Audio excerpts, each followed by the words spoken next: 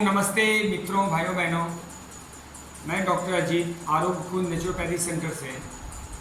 आज मैं पिछले दिनों एक यात्रा पर गया था और वहाँ जो विषय था उस पर डिस्कशन करने जा रहा हूँ, और वो विषय है ईसाईयत बनाम सनातन धर्म। बात है कि मैं गया था कुछ ज्योतिर्लिंगों के दर्शन हेतु, जल चढ़ाने हेतु, कांवड़ यात्रा वगैरह के लिए, और वहाँ पे मुझे एक ईसाई मिले जिनसे 2-3 दिनों तक मेरा आदान प्रदान हुआ, विचारों का डिस्कशन हुआ। तो उनके जो मुद्दे थे, धार्मिक मुद्दे, और मेरे जो मुद्दे थे, उसके जो कंक्लूजन निकले वो आपके सामने प्रस्तुत कर रहा हूँ।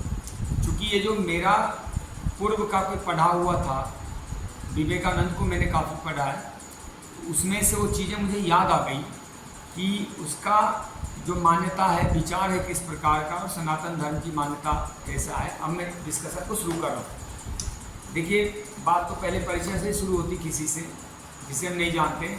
बाद में कुल मिला के श्रीमान जी आ गए हिंदू धर्म की शिकायत, निंदा, इसकी आलोचना पे।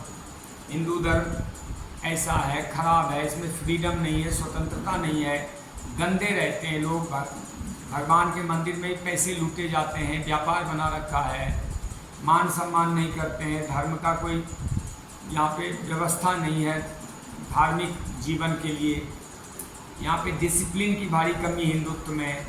अच्छा, ईसाईयत में क्या है, बहुत अच्छा डिसिप्लिन है, सुंदर स्कूल, सुंदर चमचमाते फर्श, टॉयलेट, बाथरूम उनके बिल्कुल व्यवस्थित और अच्छे रहते हैं, सड़क पे डिसिप्लिन है, लोगों में बाहरी चीज़ों को लेके बहुत सजगता है, स्वास्थ्य के प्रति बहुत जागरूकता है, हेल्थ को बहुत केयर करते हैं, पैसे वैसे का मामला बहुत ध्यान रखते हैं, बिजनेस व्यापार बड़े तेज है।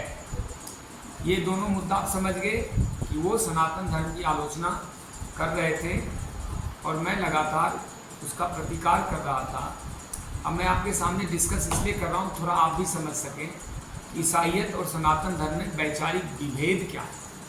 इसको समझ जाएंगे तो आगे कभी कोई आप लोगों के समक्ष ऐसा मुद्दा उठाए तो आप समझ पाएंगे इस मुद्दे को क्यों वो उठा रहा है और हमारे लिए क्या उपयुक्त है जवाब देना और क्या काम करें। आइए हम शुरू करते हैं।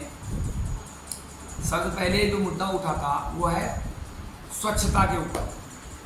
ईसाईयत में वो कह रहे थे ईसाई लोग बहुत साफ सुथरा रहते हैं, उनकी बिल्डिंग अच्छी रहती है, बाथरूम अच्छे रहते हैं, बहुत उत्तम क्वालिटी के वो घर के आसपास की सफाई रखते हैं, गाड़ी घोड़े, कपड़े लत्ते, चेहरे पे पॉलिश, बाल की रंगाई पुताई, मतलब बाहरी जीवन उनका बहुत शानदार रहता है। जबकि हिंदुओं में बाहरी शुद्धता बहुत कम है, गंदे रहते हैं, वो अपने बाल, नाखून ये सब कटाने या उसको मेंटेन करने का ध्यान नहीं रखते। उनका कहना है आसपास गाय भी घूम रही है, गंदगी घूम रही है, कुत्ते भी पाल लेते हैं साथ में, और मंदिर भी उतने पवित्र नहीं रहते, और इनके स्कूल, यूनिवर्सिटियाँ, धार्मिक स्थल या जहाँ सार्वजनिक स्थान है वहाँ उतनी उत्तम क्वालिटी की सफाई नहीं रहती। अब मैं पहले डिस्कशन के मुद्दे आपसे डिस्कस करूँगा, फिर इसके दर्शन का बात करूँगा। नेक्स्ट है कि उनके जो है जीवनचर्या में उत्तम से उत्तम वस्तु का खान पान, थाली, प्लेट, हाथ, कपड़े, सब रसोई घर उनके साफ सुथरे, ऐसा उन्होंने बताया। मैं तो ईसाइयों के साथ रहा नहीं हूँ, लेकिन जैसा वो बता रहे थे उसके बेस में बात कर रहा हूँ। और हिंदू जीवन पद्धति जो है सामान्य प्रकृति के साथ जीवन है, पशु पक्षी भी साथ ही जी रहे हैं, गाय भी पालन करते हैं, खेती बाड़ी भी करते हैं, गैया के साथ भी वहीं चारपाई डाल के सो जाते हैं, खेतों में भी लेट जाते हैं, मतलब वो व्यवस्था जो वो करके रखते हैं, हिंदू नहीं कर पाते। नेक्स्ट था कि हिंदुओं में स्वतंत्रता नहीं है, ईसाईयत में बहुत स्वतंत्रता है। मैं इसका भी जवाब दूंगा। हिंदुओं में मनमानी जीवन शैली और उनमें डिसिप्लिन बहुत ज़्यादा है, अनुशासन। उनके ऊपरी व्यवहार आचरण बहुत ऊंचे किस्म के हैं, नैतिकता उनमें बहुत ज़्यादा है, लेकिन हिंदुत्व में आंतरिक आचरण अच्छे हैं। उनका ही मानना है कि हिंदुत्व में आंतरिक जीवन पद्धति बहुत अच्छा है। अगर कोई धार्मिक जीवन जी रहा है तो उसका मन जो है, मन के स्तर पे बहुत ऊंचा रहता है वो, लेकिन बाहरी आचरण में बहुत कमियां पाई गई। तो अब मैं थोड़ा थोड़ा इसका समाधान आपके सामने प्रस्तुत करना चाहिए, तो आप समझ गए कि मुद्दे क्या उठे थे उसमें। देखिए, ईसाइयत में क्या है, विवेकानंद जी ने भी इस बात को कहा है। मैंने बहुत इस मुद्दे पे उनका आलेख भी पढ़ा है और यूट्यूब वगैरह में भी अध्ययन किया है, सुना है उनको। उन्होंने भी कहा है कि ईसाइयत में केवल और केवल भौतिक विकास को ही धर्म माना गया है।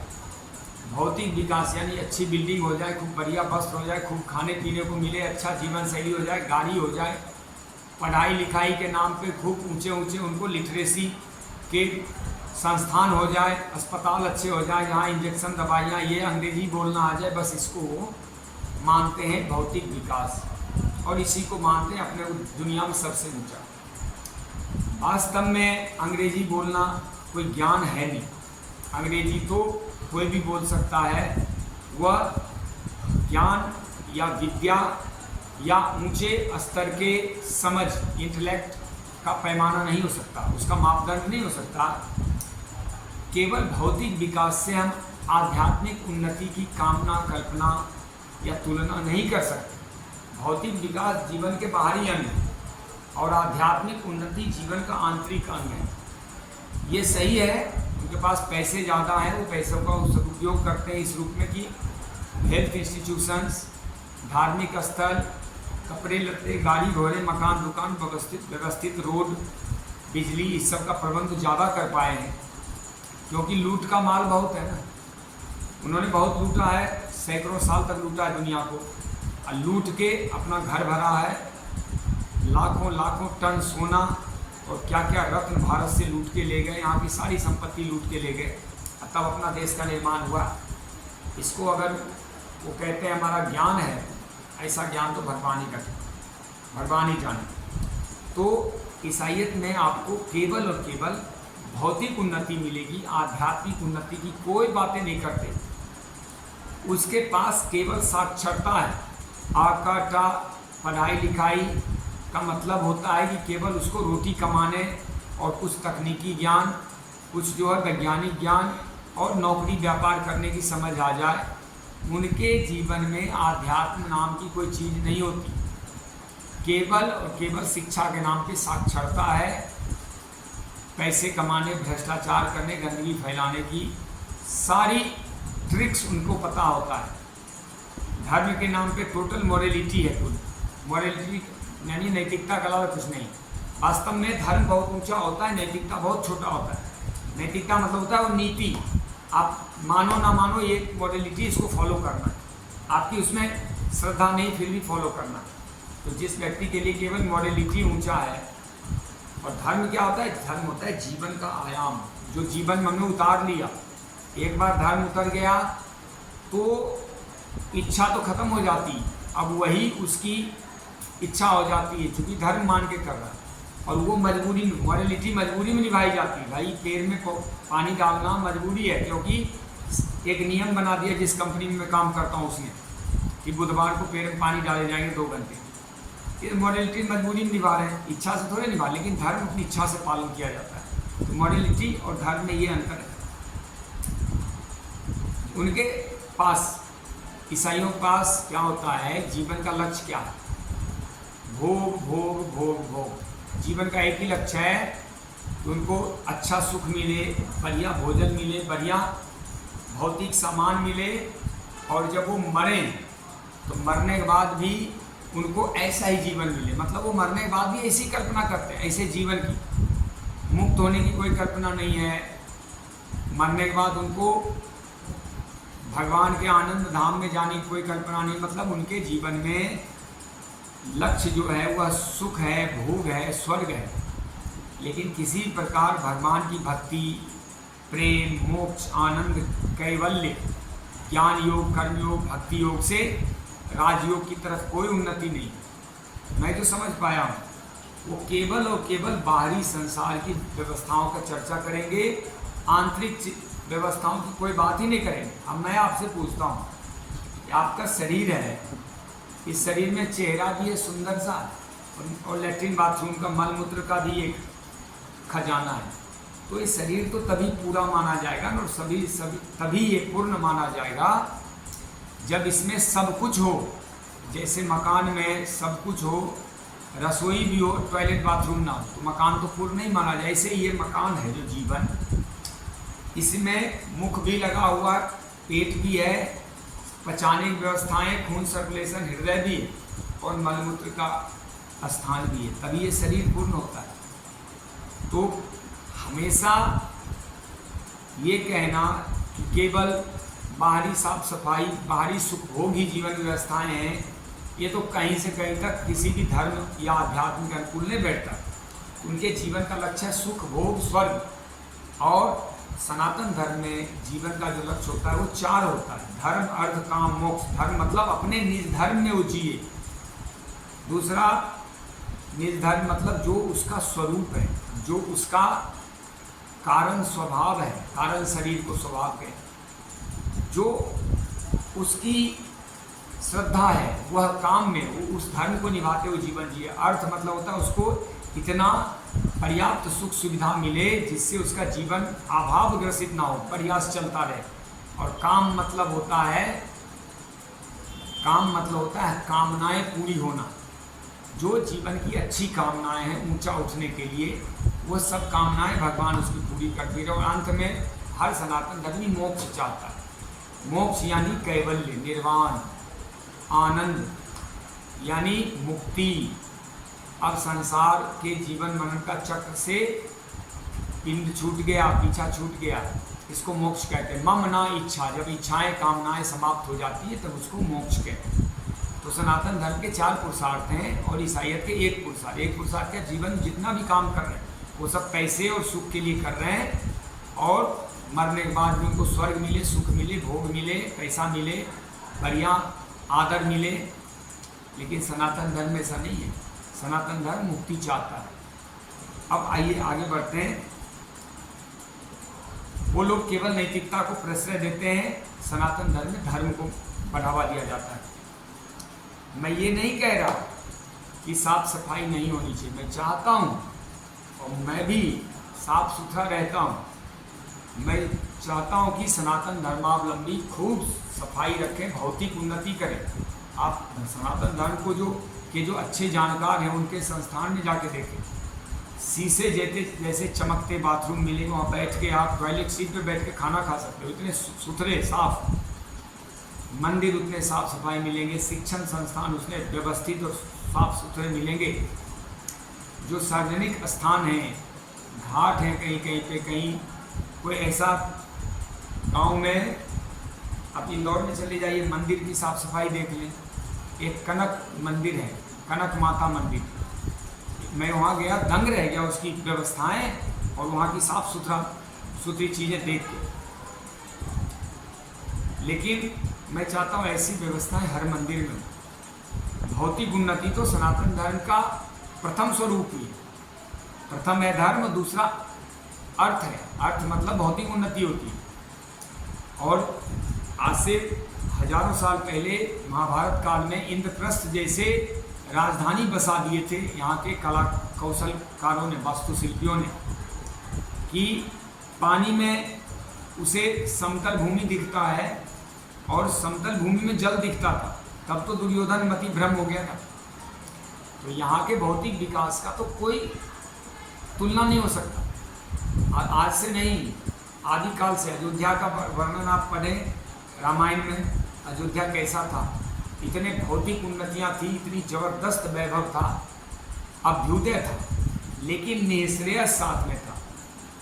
राजा भी हैं यहाँ के, राजा जनक हैं, राजा अम्बरीश जी हैं, वो चक्रवर्ती सम्राट हैं, लेकिन भौतिकता को कोई लेना देना है। अपनी ड्यूटी करते हैं, भगवान का भजन करते हैं। वह मोक्ष प्राप्त राजा थे, भगवान ईश्वर प्राप्त थे।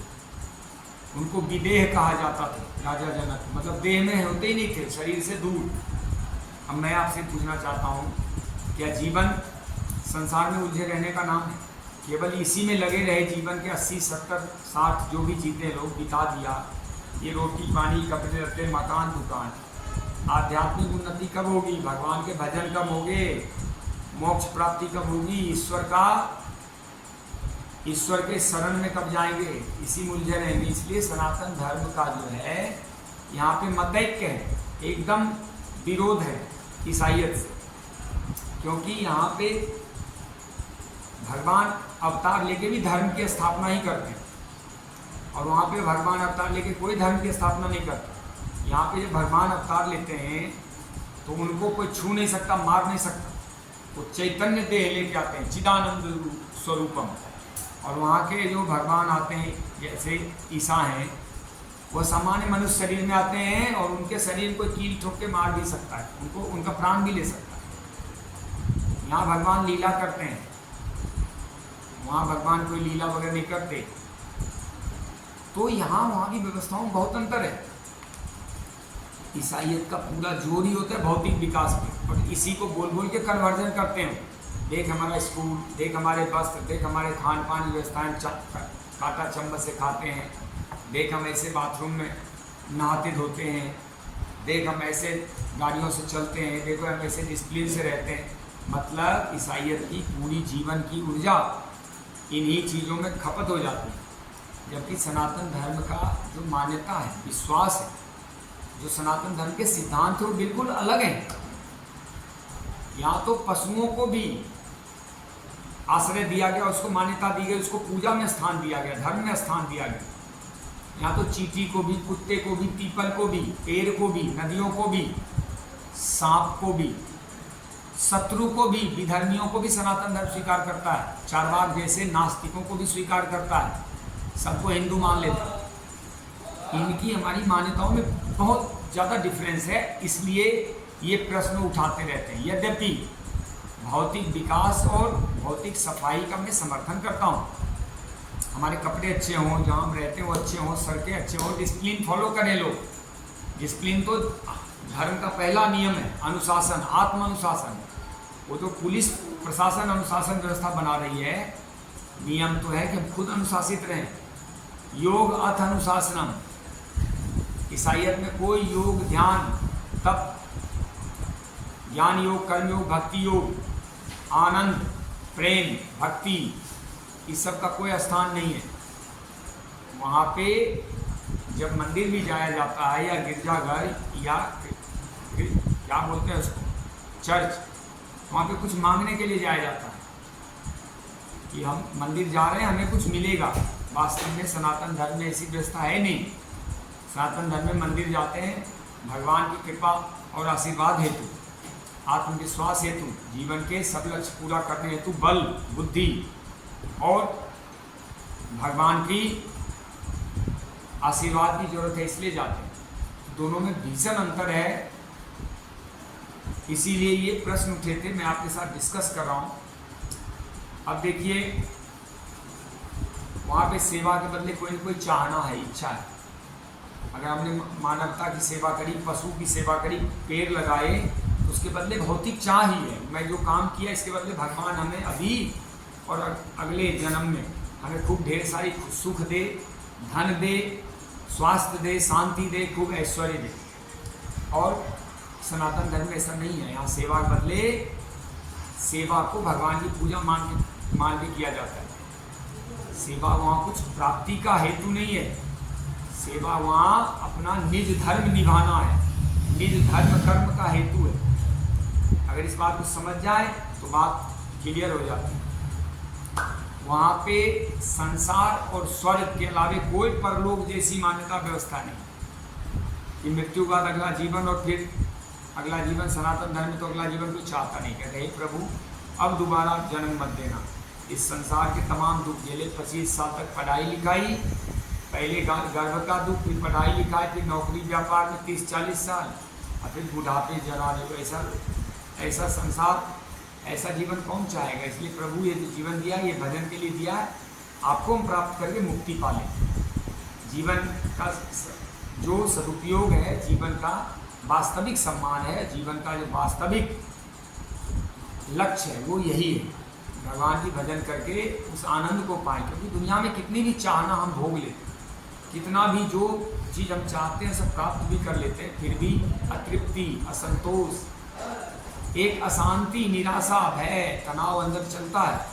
जब तक ईश्वर प्राप्त ना हो जाए, जब निर्भय हो जाए, सारे अशांति मिट जाएं, सारी असंतुष्टि, तृष्णा, वासनाएं खत्म हो जाए, तो सनातन धर्म तो लोक और परलोक दोनों की व्यवस्थाएं करता है। ईसाइयत में वास्तव में ऐसा नहीं, इस्लाम में भी नहीं, वहाँ मजहब तक ही, वहाँ जन्नत तक ही है मजहब का लक्ष्य। जन्नत पाएंगे वहाँ ये मिलेगा वो मिलेगा, यहाँ कुछ मिलेगा नहीं, यहाँ मुक्ति हो जाएगी। अब ये सुख दुख का चक्कर, हानि लाभ, उतार चढ़ाव, यह सत्य अंधकार प्रकाश, फूल कांटे जीवन के कुछ भी नहीं चाहिए। न सुख चाहिए न दुख चाहिए, क्या चाहिए? वीतरागी, न राग न द्वेष, वीतरागी, दोनों से ऊपर उठ जाए। संसार जब भी पकड़ेंगे तो दो भाग में, सुख पकड़ेंगे दुख भी साथ लेना पड़ेगा, जीवन पकड़ेंगे मृत्यु भी, अंधकार तो प्रकाश, ये चलता रहता है। लेकिन मोक्ष में दोनों से मुक्ति हो जाती है। मुझे लगता है ईसाइयत में ज़्यादा संत भी नहीं हुए हैं, कुछ हुए होंगे। मैं जो संत का नाम जान रहा हूँ, ये संत पॉल, संत जोसेफ, संत एस.टी. फ्रेंच, ये सब पता नहीं कौन से संत हैं। मैंने सुना है, इतिहास पढ़ा, ये सब तो गर्दन काटते थे हिंदुओं की।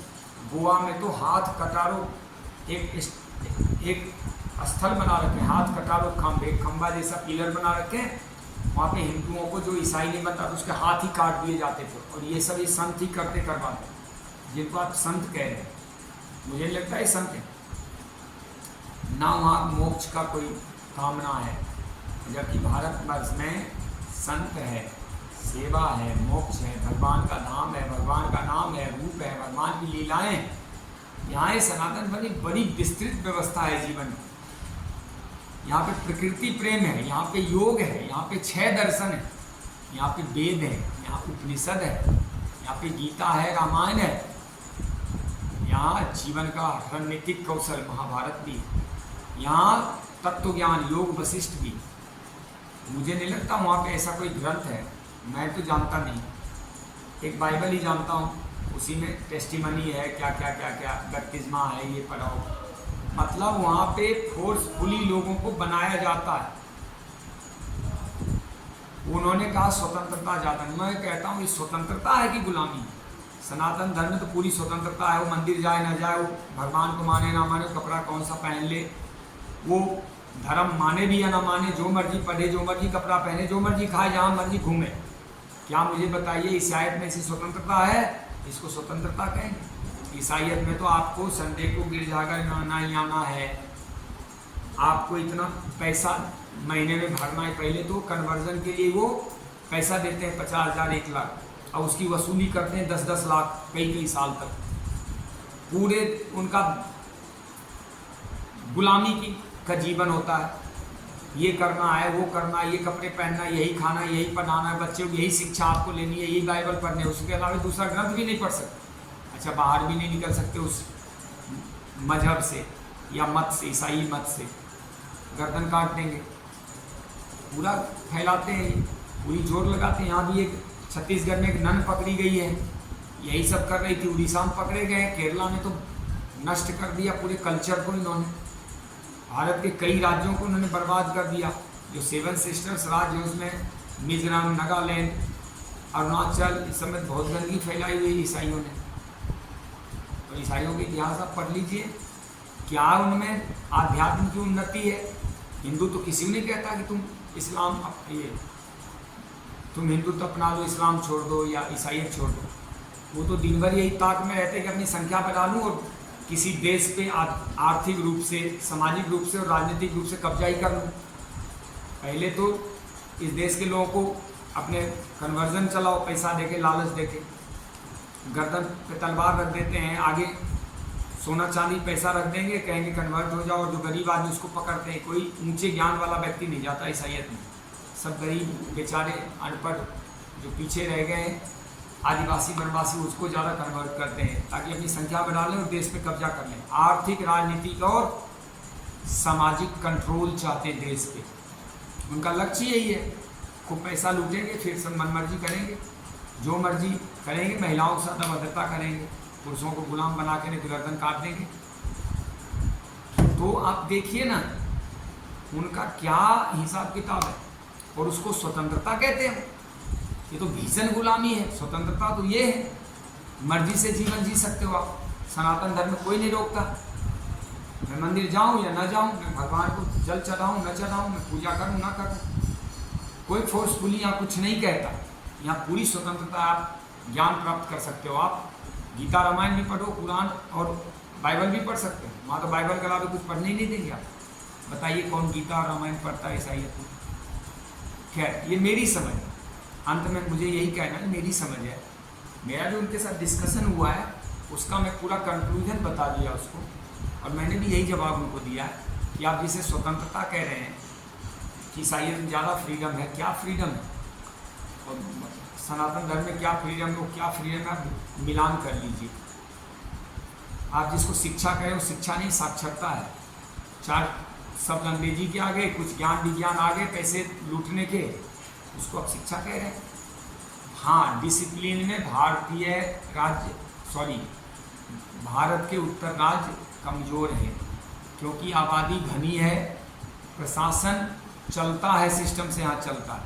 मंदिर वगैरह में अव्यवस्थाएं हैं जिसका सुधार किया जाना है, ये मैं स्वीकार करता हूँ।